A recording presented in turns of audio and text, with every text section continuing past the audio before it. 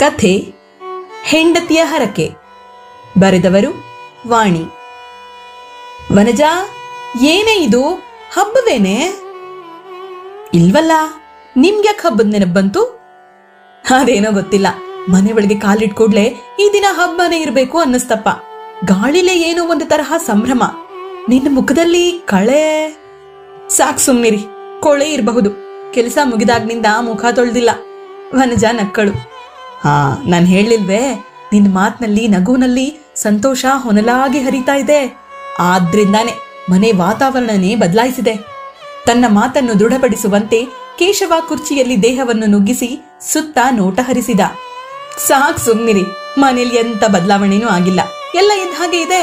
ನಿಮ್ಗೇನೋ ಒಳ್ಳೆ ತಿಂಡಿ ತಿನ್ನೋ ಆಸೆ ಆಗಿರ್ಬೇಕು, ಅದಕ್ಕೆ ಹಬ್ಬದ ನೆನಪು ಬಂದಿರ್ಬೇಕು.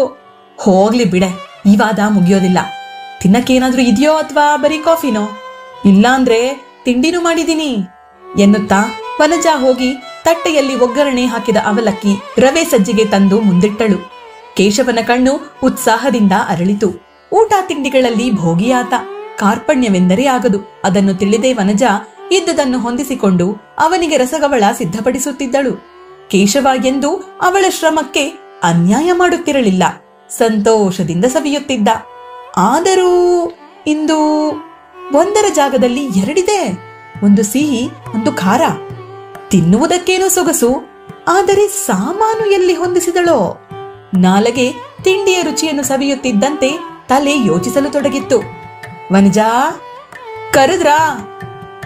ಕರ್ದೆ. ರಂಗ ಎಲ್ಲಿ? ಆಟಕ್ ಹೋಗಿದ್ದಾನೆ, ಎದುರ್ ಮನೆಗೆ. ಕರಿಬೇಕೇನು?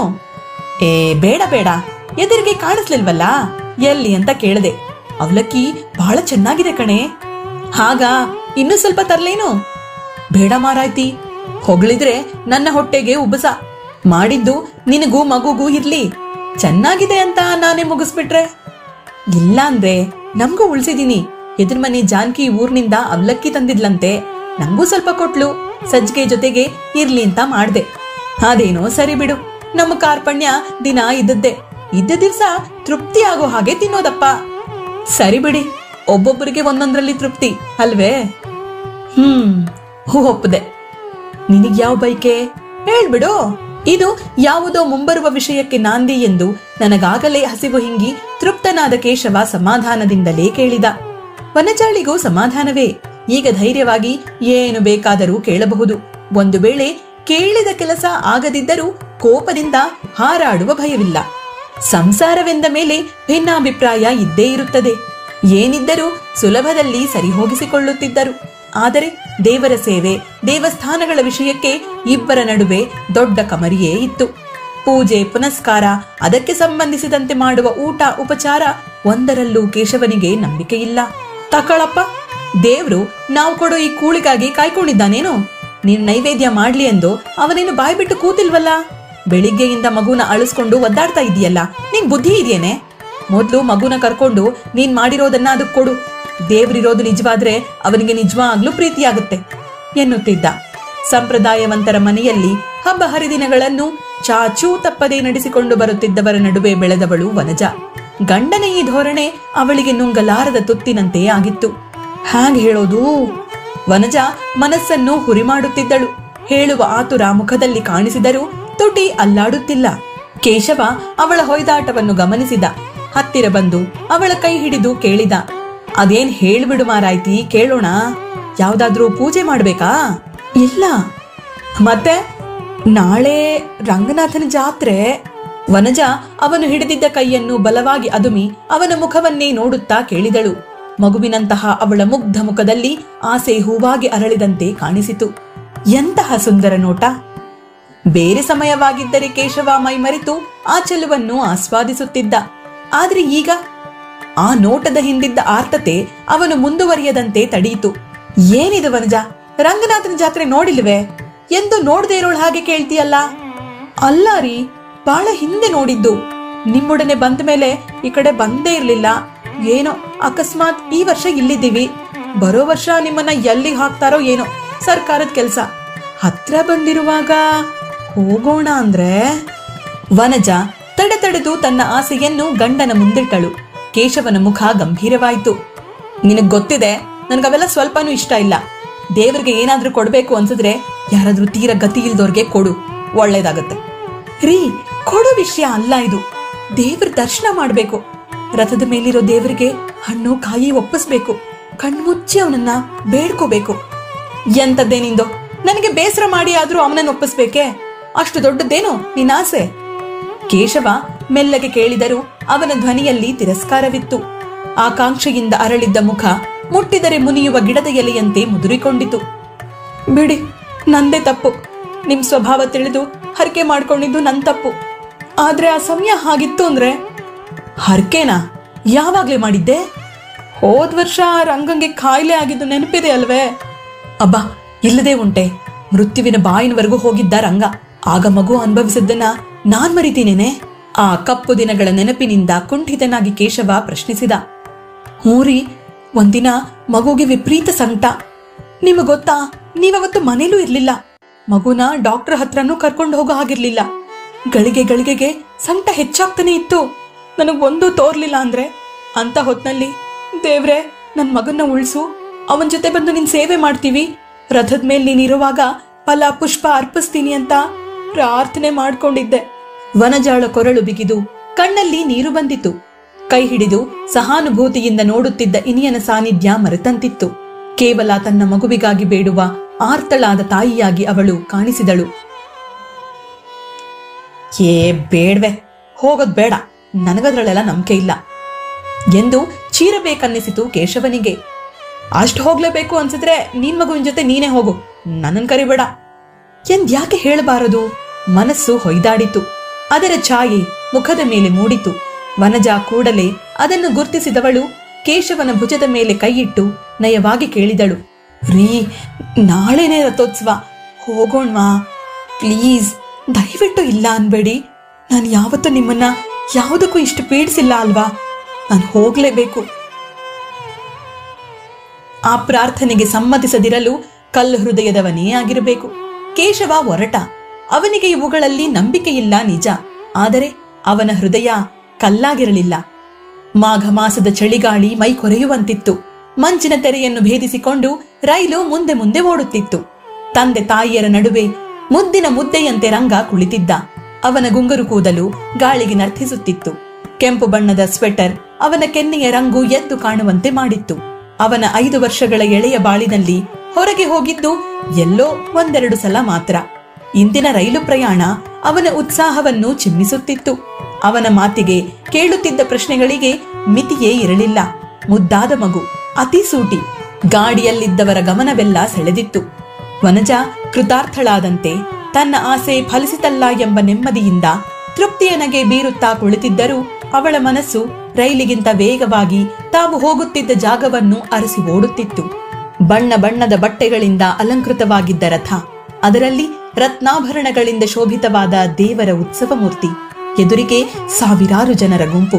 ದೇವರ ಮೇಲೆ ಎರಚುತ್ತಿದ್ದ ಬಾಳೆಹಣ್ಣು, ದವನ ಎಲ್ಲವೂ ಅವಳ ಕಣ್ಣೆದುರಿಗೆ ನಿಂತಂತಾಯ್ತು. ಎಷ್ಟು ವರ್ಷವಾಯ್ತು ನೋಡಿ, ಆದರೂ ನಿನ್ನೆ ನೋಡಿದ ಹಾಗೆ ನಿಚ್ಚಳವಾಗಿದೆ. ವನಜಳಿಗಾಗಿ ಬಂದಿದ್ದಂತೂ ಆಯ್ತು. ಇನ್ನು ಸಂಜೆಯವರೆಗೆ ಹೇಗೆ ಹೊತ್ತು ಕಳೆಯೋದು? ಆ ಜಾತ್ರೆಯಲ್ಲಿ ನೋಡೋದಾದರೂ ಏನಿದೆ? ಜೇಬಿನಲ್ಲಿ ಕಡಲೆಪುರಿ ತುಂಬಿಕೊಂಡು 3 ಕಾಸಿನ ತಗಡಿನ ಪೀಪಿ ಊದುತ್ತಾ ಆನಂದಿಸುತ್ತಿದ್ದ ಕಾಲ ಎಂದೋ ಕಳೆದು ಹೋಯ್ತಲ್ಲ. ಕೇಶವ ಯೋಚಿಸುತ್ತಿದ್ದ. ಜಾತ್ರೆಗೆ ಹೊರಟಿದ್ದ ಯಾತ್ರಿಕರನ್ನು ಇಳಿಸಿ ರೈಲು ಮುಂದೆ ಹೋಯ್ತು. ಮಗುವಿನ ಕೈ ಹಿಡಿದುಕೊಂಡು ಕೇಶವ ಜನರ ಗುಂಪಿನೊಡನೆ ಮುಂದೆ ನಡೆದ.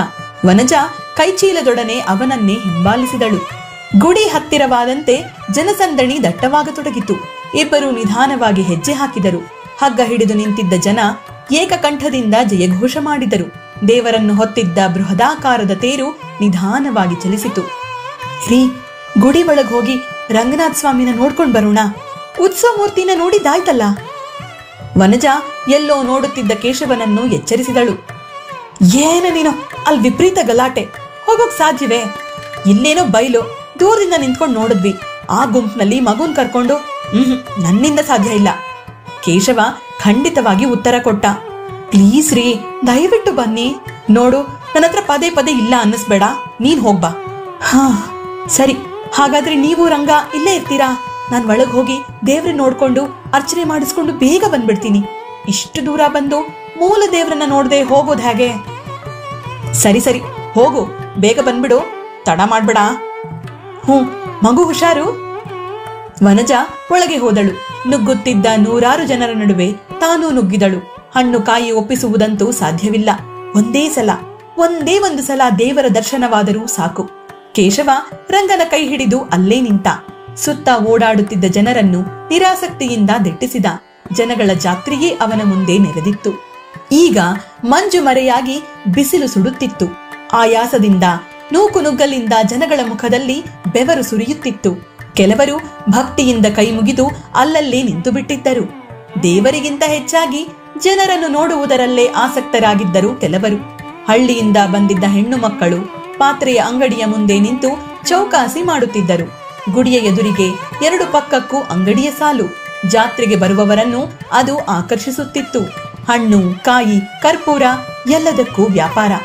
ಮಿಠಾಯಿ ಅಂಗಡಿಯ ಸುತ್ತ ಮಕ್ಕಳ ಗುಂಪು, ಸಕ್ಕರೆಗೆ ಇರುವೆ ಮುತ್ತಿದ ಹಾಗೆ. ರಂಗನ ಕಣ್ಣಿಗೆ ಇನ್ನೂ ಮಿಠಾಯಿ ಕಾಣಿಸಿರಲಾರದು. ನೋಡಿದ್ದರೆ ಹೀಗೆ ನಿಲ್ಲಲು ಅವಕಾಶ ಕೊಡುತ್ತಿದ್ದನೇ? ಇದ್ದಕ್ಕಿದ್ದಂತೆ ಕೇಶವನ ಕಣ್ಣುಗಳು ಸಂತೋಷದಿಂದ ಇಷ್ಟಗಲವಾಯಿತು. ಹಳೆಯ ಗೆಳೆಯ ರಾಘು ಗುಂಪಿನಲ್ಲಿ ದಾರಿ ಮಾಡಿಕೊಂಡು ಇವನ ಕಡೆಗೆ ನುಗ್ಗಿ ಬರುತ್ತಿದ್ದಾನೆ. ಹೇ ರಾಘು! ಅರೆ ಕೇಶವ! ಇಬ್ಬರು ಕೈಕುಲುಕಿ ಭುಜ ಹಿಡಿದು ಅಲುಗಿಸಿ ಸ್ನೇಹ ಪ್ರದರ್ಶನವಾದ ಮೇಲೆ ಗೆಳೆಯರಿಬ್ಬರು ಮಾತಿಗೆ ನಿಂತರು. ಎಷ್ಟು ದಿನವಾಗಿತ್ತು ನೋಡಿ. ಅಷ್ಟೂ ಕಾಲದ ವಿಚಾರ ವಿನಿಮಯವಾಗಬೇಕಲ್ಲ. ಕೇಶವನಿಗಂತೂ ಗೆಳೆಯನನ್ನು ನೋಡಿದ್ದು ದೇವರನ್ನು ನೋಡಿದ್ದಕ್ಕಿಂತ ಹೆಚ್ಚು ಸಂತೋಷವಾಗಿ ಒಬ್ಬನೇ ನಿಂತಿದ್ದ ಬೇಸರ ಓಡಿ ಹೋಗಿತ್ತು. ಜಾತ್ರೆಗೆ ಬಂದಿದ್ದು ವ್ಯರ್ಥವಾಗಲಿಲ್ಲ ಅನಿಸಿತು. ಅಣ್ಣ ಅಣ್ಣ, ಅಮ್ಮ ಬರ್ಲೇ ಇಲ್ಲ. ರಂಗ ತಂದೆಯನ್ನು ಕೇಳಿದ. ಬರ್ತಾಳೆ ಮರಿ, ಗುಡಿ ಒಳಗೆ ಹೋಗಿದಾಳೆ, ಬರ್ಬೇಕಲ್ಲ. ನೋಡು ಯಾವ ಪಾಟಿ ಜನ ಇದ್ದಾರೆ. ಸ್ವಲ್ಪ ಕಾದು ಹುಡುಗ ಪುನಃ ಕೇಳಿದ. ಅಣ್ಣ ಅಣ್ಣ, ನಂಗೆ ಸೊಪ್ಪಿನ ಕಡ್ಲೆಕಾಯಿ ಬೇಕು. ಅಮ್ಮ ಬರ್ಲಿ ತಾಳು, ತಗೊಳ್ಳೋಣ. ಈಗ್ಲೇ ಬೇಕು, ಕೊಡಿಸು. ರಂಗ ತಂದೆಯ ಕೈ ಹಿಡಿದು ಜಗ್ಗಿದ. ಅವನಿಗೆ ಒಂದೇಟು ಕೊಡಬೇಕು ಅನಿಸಿತು ಕೇಶವನಿಗೆ. ಆದರೆ ಗೆಳೆಯ ಎದುರಿಗೆ ಇದ್ದ. ಮಾತಾಡದೆ ಮುಂದೆ ಹೋಗಿ 5 ಪೈಸೆಗೆ ಸೊಪ್ಪಿನ ಕಡಲೆಕಾಯಿ ಕೊಂಡು ಮಗುವಿಗೆ ಕೊಟ್ಟ. ರಂಗ ತಂದೆಯ ಕೈ ಬಿಟ್ಟು ಎಡಗೈಲಿ ಕಂತೆ ಹಿಡಿದುಕೊಂಡು ಬಲಗೈಯಿಂದ ಒಂದೊಂದೇ ಕಾಯಿ ಬಿಡಿಸಿ ಹಲ್ಲಿನಿಂದ ಕಚ್ಚಿ ಸಿಪ್ಪೆ ಸುಲಿಯುತ್ತಿದ್ದ. ಮಾತು ಮುಗಿಸಿ ಗೆಳೆಯ ಹೊರಟ. ಕೇಶವ ತಟ್ಟನೆ ತಿರುಗಿ ನೋಡಿದ. ರಂಗ ರಂಗ ಎಲ್ಲೂ ಕಾಣಿಸಲಿಲ್ಲ. ರಂಗ ರಂಗ! ಕೇಶವ ಮೈ ಮರೆತು ಕೂಗಿದ. ಇಲ್ಲೇ ನಿಂತಿದ್ದ ಹುಡುಗ ಇಷ್ಟು ಬೇಗ ಎಲ್ಲಿ ಹೋಗ್ತಾನೆ? ಕೇಶವನ ಎದೆ ಜೋರಾಗಿ ಹೊಡೆದುಕೊಂಡಿತು. ತನ್ನ ಸುತ್ತ ಜನರಿರುವುದು ಮರೆತು ಹೋಯ್ತು. ಹುಚ್ಚನಂತೆ ಬೇಗ ಬೇಗ ಹೆಜ್ಜೆ ಹಾಕುತ್ತಾ ಅಂಗಡಿಯ ಮುಂದೆಲ್ಲ ಓಡಾಡಿದ. ಮಕ್ಕಳ ಗುಂಪನ್ನೆಲ್ಲ ಸುತ್ತಿ ಬಂದ. ಕೆಂಪು ಬಣ್ಣ ಕಾಣಿಸಿದ ಕಡೆಗೆಲ್ಲ ದೃಷ್ಟಿ ಹರಿಸಿದ. ಎಲ್ಲೂ ರಂಗನ ಸುಳಿವಿಲ್ಲ. ಸ್ವಲ್ಪ ಹೊತ್ತಿಗೆ ಮುಂಚೆ ಇದ್ದ ಅನಾಸಕ್ತಿ, ಬೇಸರ ಮರೆಯಾಗಿ ಯಾವುದೋ ಹೇಳಲಾಗದ ಭಾವ ಅವನ ಎದೆಯನ್ನು ತುಂಬಿಕೊಂಡಿತು. ಒಂದೇ ಕ್ಷಣದಲ್ಲಿ ಅದೆಂತಹ ಬದಲಾವಣೆ, ಅದೆಂತಹ ಅನುಭವ! ಏನ್ ಸ್ವಾಮಿ, ಏನಾದ್ರೂ ಕಳೆದುಕೊಂಡಿದ್ದೀರಾ? ಇವನ ಮುಖದ ಹುಚ್ಚು ವೇದನೆ ನೋಡಿ ಎದುರಿಗೆ ಬರುತ್ತಿದ್ದವನೊಬ್ಬ ಕೇಳಿದ. ಮಗು, ನನ್ನ ಮಗ, ನಮ್ಮ ಹುಡುಗ ಎಲ್ಲ ತಪ್ಪಿಸ್ಕೊಂಡಿದ್ದಾನೆ. ಕೇಶವ ಮುಂದೆ ನಡೆಯುತ್ತಲೇ ಹೇಳಿದ. ಎಷ್ಟು ಹೊತ್ತಾಯ್ತು? ಈಗಿಲ್ಲೇ ಇದ್ದ. ಕಡ್ಲೆಕಾಯಿ ತಿಂತ ನಿಂತಿದ್ದ. ತಿರುಗು ನೋಡಿದ್ರೆ ಇಲ್ವೇ ಇಲ್ಲ. ಇಷ್ಟು ಬೇಗ ಎಲ್ಲಿಗೆ ಹೋದಿತ್ತು? ಇಲ್ಲೇ ಎಲ್ಲೋ ನಿಂತಿರ್ಬೇಕು. ಇಲ್ಲ ರೀ, ಇಲ್ಲೆಲ್ಲ ನೋಡ್ದೆ, ಎಲ್ಲೂ ಕಾಣ್ತಿಲ್ಲ. ನೋಡಿ, ಕೆಂಪು ಬಣ್ಣದ ಸ್ವೆಟರ್ ಹಾಕೊಂಡಿದ್ದ, ಸ್ವಲ್ಪ ನೋಡ್ತೀರಾ? ಅಯ್ಯೋ ರಾಮ, ಕೆಂಪು ಸ್ವೆಟರ್ ಹಾಕೊಂಡಿದ್ದ ಹುಡ್ಗಾನೆ. ಈಗ ತಾನೇ ನದಿ ಕಡೆ ಒಂದ್ ಅದೇ ರೀತಿ ಮಗು ಹೋಗ್ತಿತ್ತಪ್ಪ. ಅಯ್ಯೋ ರಾಮ! ಮುಂದಿನ ಮಾತು ಕೇಳಿಸಿಕೊಳ್ಳದೆ ಕೇಶವ ನದಿಯ ದಿಕ್ಕಿಗೆ ಓಡಿದ. ಸರಿ, ಹಾಗಾದ್ರೆ ನಾನು ಹೋಗ್ಬರ್ತೀನಿ, ಮಗು ಹುಷಾರು. ವನಜಾ ಹೇಳಿದ್ದು ಪುನಃ ಹಿಂದಿನಿಂದ ಕೂಗಿ ಹೇಳುತ್ತಿರುವಂತೆ ಕೇಳಿಸಿತು. ಅಷ್ಟು ಕಾಯಿಲೆಯಾಗಿ ಮಗು ಬದುಕಿ ಉಳಿದಿತ್ತು. ಆ ಆತಂಕದ ನಿದ್ರೆಯಿಲ್ಲದ ರಾತ್ರಿಗಳು, ಡಾಕ್ಟರ್ ಶಾಪ್ಗೆ ಬಿಡುವಿಲ್ಲದ ಓಡಾಟ ಎಲ್ಲ ಸಾರ್ಥಕವಾಗಿತ್ತು. ಆದರೆ ಇಂದು ಇಂದು ಈ ರಾಗು ಸಿಕ್ಕದೇ ಇದ್ದಿದ್ರೆ, ಮಗುವಿಗೆ ಕಡ್ಲೆಕಾಯಿ ಕೊಡಿಸದೇ ಇದ್ದಿದ್ರೆ, ಅದು ನನ್ನ ಕೈ ಬಿಡ್ತಾ ಇರ್ಲಿಲ್ಲ. ಛೇ, ಎಂತ ಕೆಲಸ ಮಾಡಿದೆ! ಈ ಸ್ನೇಹಿತನ ಜೊತೆ ನಿರಾತಂಕವಾಗಿ ಮಾತಾಡ್ಬೇಕು ಅಂತ ಅಲ್ವೇ ಆ ಮಗುಗೆ ಸೊಪ್ಪಿನ ಕಡ್ಲೆಕಾಯಿ ಕೊಡಿಸಿದ್ದು? ಒಂದೇ ಸಮ ಕೈ ಹಿಡಿದು ಜಗ್ಗಿ ಜಗ್ಗಿ ಪ್ರಾಣ ಹಿಂಡಿದ್ದ. ಅಯ್ಯೋ, ನನ್ನ ಮಗು ಸಿಗತ್ತಾ? ಇನ್ನು ಈ ಕೈ ಹಿಡಿದು ಎಳೆಯೋರು ಯಾರು? ಕೇಶವ ತನ್ನ ಕೈ ಬೆರಳು ಮುಟ್ಟಿ ನೋಡಿಕೊಂಡ. ಮಿಂಚಿನಂತೆ ಹಾಯ್ದು ಬಂದ ಯೋಚನೆಯೊಂದು ಅವನ ಓಟವನ್ನು ಹಿಡಿದು ನಿಲ್ಲಿಸಿತು. ವನಜ ಈ ಹೊತ್ತಿಗೆ ಗುಡಿಯಿಂದ ಆಚೆ ಬಂದು ನಮ್ಮನ್ನು ಹುಡುಕ್ತಾ ಇದ್ರೆ ನಮ್ಮಿಬ್ಬರನ್ನು ಕಾಣದೆ ಎಷ್ಟು ಹೆದರುತ್ತಾಳೋ ಏನೋ. ಕೇಶವ ತಟ್ಟನೆ ನಿಂತುಬಿಟ್ಟು ಮುಂದೆ ಹೋಗಲಾರ, ಹಿಂದೆ ಅಡಿ ಇಡಲಾರ. ನಿಂತಲ್ಲಿಂದಲೇ ತನ್ನಲ್ಲಿ ಉಳಿದಿದ್ದ ಶಕ್ತಿಯನ್ನೆಲ್ಲ ಬಿಟ್ಟು ಚೀರಿದ, ರಂಗಾ! ಈ ಸಲದ ಕೂಗು, ಆ ಆರ್ತಧ್ವನಿ ಕೇವಲ ಮಗುವನ್ನು ಉದ್ದೇಶಿಸಿ ಕೂಗಿದ ಕೂಗಾಗಿರಲಿಲ್ಲ. ದೇವಸ್ಥಾನದ ಗರ್ಭಗುಡಿಯೊಳಗೆ ತೋಳಿಗೆ ತಲೆಯಿಟ್ಟು ಮಲಗಿದ್ದ ದೇವನನ್ನು ಅರಸಿಕೊಂಡು ಹೋಗಿತ್ತು ಆ ಕೂಗು. ಕೇಶವನಿಗೆ ಅರಿವಿಲ್ಲದೆಯೇ ಆ ಆರ್ತನಾದ ಹೊರಬಂದಿತ್ತು. ರಂಗಾ! ಕೂಗು ಹೊರಬಂದಾಗ ಕೇಶವ ಕಣ್ಣು ಮುಚ್ಚಿದ. ಹಾಗೆ ಎಷ್ಟು ಹೊತ್ತು ನಿಂತಿದ್ದನೋ. ಪುಟ್ಟ ಕೈಗಳೆರಡು ಹಿಂದಿನಿಂದ ಕೇಶವನ ಮಂಡಿಯನ್ನು ತಬ್ಬಿಕೊಂಡವು. ಕೇಶವ ಬೆಚ್ಚಿ ಕಣ್ಣು ತೆರೆದ. ದುಂಡು ಮೊಗದ, ಗುಂಗುರು ಕೂದಲಿನ, ಹೊಳಪು ಕಣ್ಣುಗಳ ರಂಗ ಓಡಿ ಬಂದು ತಂದೆಯನ್ನು ತಬ್ಬಿದ್ದ. ಅವನ ಕೆನ್ನೆಯ ಮೇಲೆ ಕಣ್ಣೀರು ಹರಿದು ಕರೆಗಟ್ಟಿತ್ತು. ಕೇಶವ ಮಗನನ್ನು ಬಾಚಿ ಅಪ್ಪಿ ಎತ್ತಿಕೊಂಡು ಮುದ್ದಿಡುತ್ತಾ, ಎಲ್ಲಿ ಹೋಗ್ಬಿಟ್ಟಿದ್ಯೋ ಮರಿ? ಅಪ್ಪಂಗೆ ಹೇಳ್ದೆ ಆ ರೀತಿ ಹೋಗ್ತಾರಾ ಎಂದ. ಅವನ ಧ್ವನಿ ನಡುಗುತ್ತಿತ್ತು.